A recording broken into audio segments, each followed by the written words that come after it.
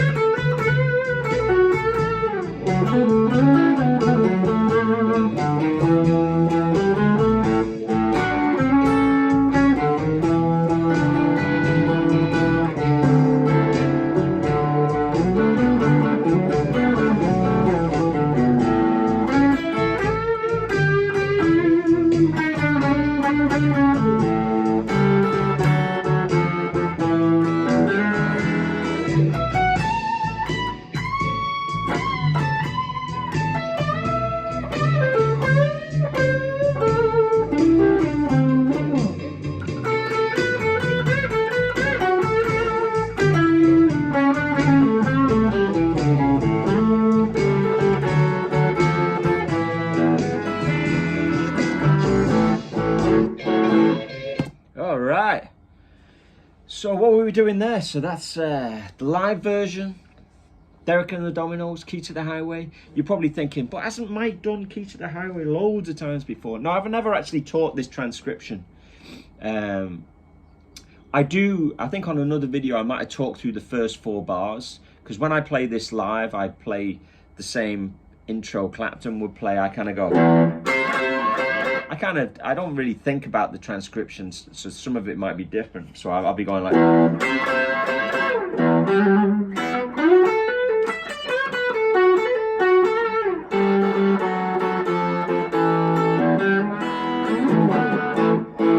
because I do it the same way all the time. It's kind of handy for the band so they know what's going on. They don't have to panic. What the hell's going on? So I don't worry about the note for note element of it then. I'm using the overall structure of a 4-bar intro and what Clapton does, because I think it's really, really great what he does there. But it's an intro and then 3 choruses of the Key to the Highway. And Key to the Highway obviously is an 8-bar blues. Blues being famous for being a 12-bar blues form. But actually, 8-bar blues is very, very common as well. And, when I first learned this tune, maybe when I was kind of like 15, 16 or something, and started playing it with a band, I quickly realized I couldn't blanket play. I couldn't play just A blues all over it, because it goes to the E chord on bar 2. The key to the highway, Lord, I know that I'm bound to go.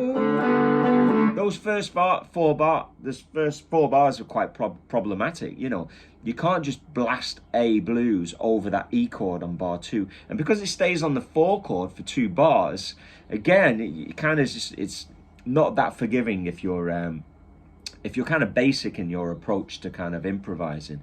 You kind of have to start thinking like a bit of a jazzer and start playing around the changes a little bit to make sense of it. And that's what Clapton does, and that's what makes him so great, And Ginger Baker used to say, he was like a jazz player, even though Clapton wouldn't confess to being a jazz player. Ginger Baker kind of said that he was, because he had that sensibility, He was sympathetic to the harmony and all the things that were going on around him, So, okay, let's crack into this. I'm just gonna, what shall I do? I'll just play each chorus a couple of times. I could, really go into detail, but, you've got the advantage of that little cog. If you want me to analyze it, you should hook up, get some lessons, all the lessons that I do are not pre-recorded. They're kind of like one-on-one like this. So it doesn't matter where you are. You could be in Spain, Argentina, Australia.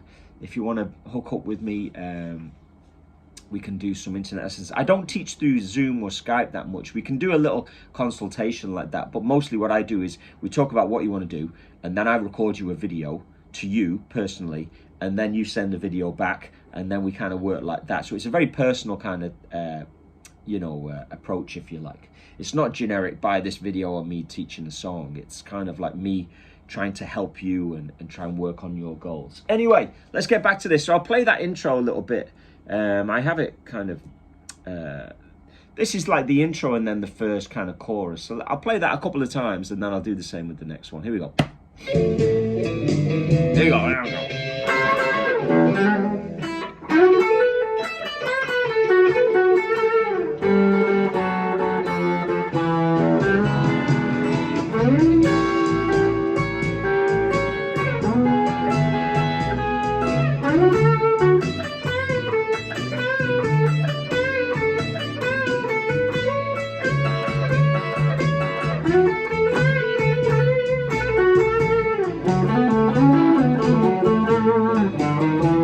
So, okay, there's a few interesting things going on there. When it kicks in, he's using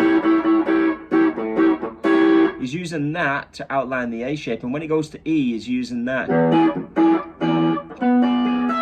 So you know he's going using that sound. So he's not just playing on A, he's using the chord shapes. And then when he goes to D, he's kind of into this, you know, which you can say is like the BB King shape. But when you look at the shape, it's very, you know, it fits brilliantly with D, doesn't it? You know, so there's a kind of, you know, there's no, that's not by accident or anything. So, you know,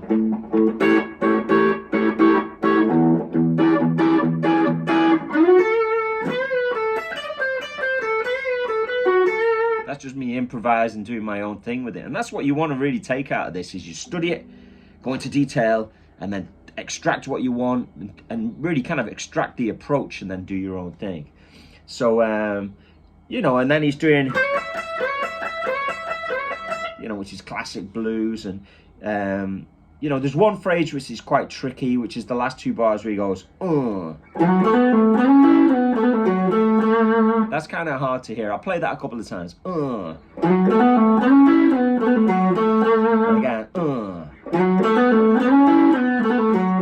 One more time. Okay, now let's go on to the next section. So this is a tricky little section.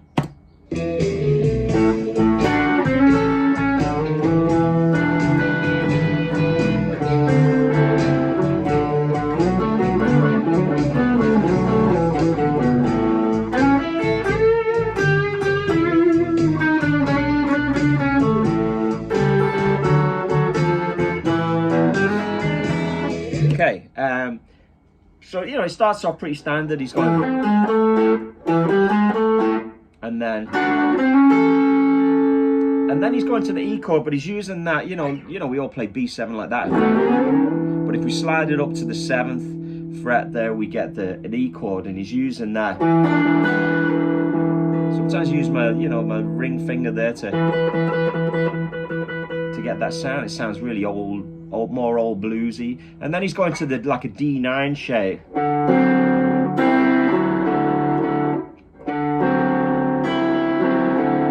And then he goes and does a bunch of kind of double stops. So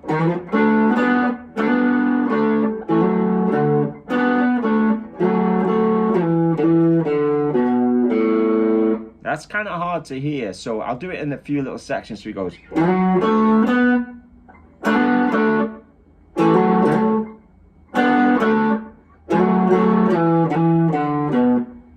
So from the D chord, so. And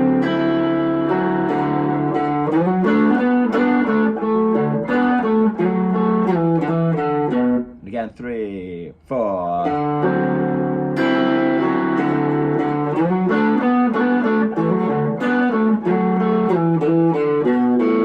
That's what can trip people up a lot. You just have to, there's nothing like a bit of repetition to really get this down. So 3, 4.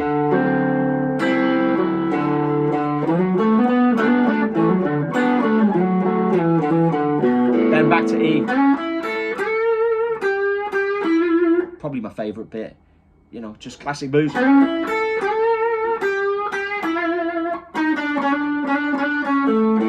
And that's pretty cool as well, using the major third.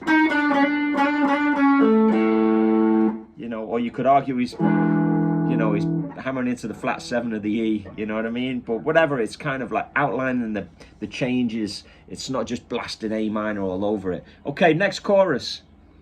Like I said, if you want more detail on this, just hit me up. Okay. Oh yeah, so that was my favorite bit. But this whole chorus, I think, is my favorite bit. Let's do this again. Here we go.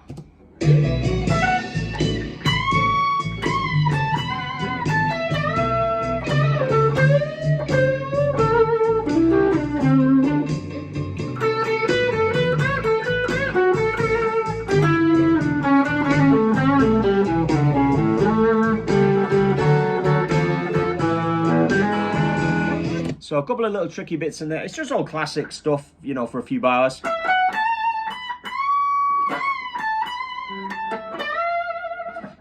It's really about strength, that. It's kind of ripping up the fingers, that. Yeah.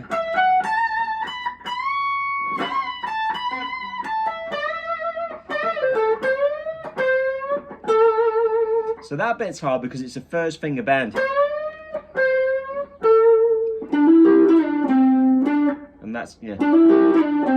We should do a whole program on Clapton's second finger, the bird finger, you know, because talked about it before, but his second finger is really long and strong, and it helps him play little kind of tricky licks, which are kind of hard to reach for a normal titchy hand man like me. And then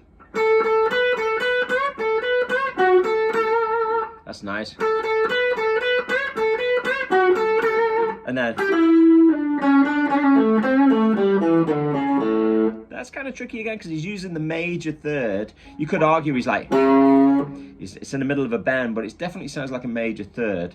So I'll play that last little phrase again where he goes.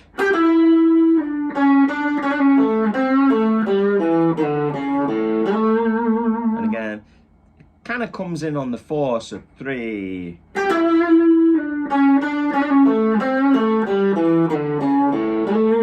1, 2, 3.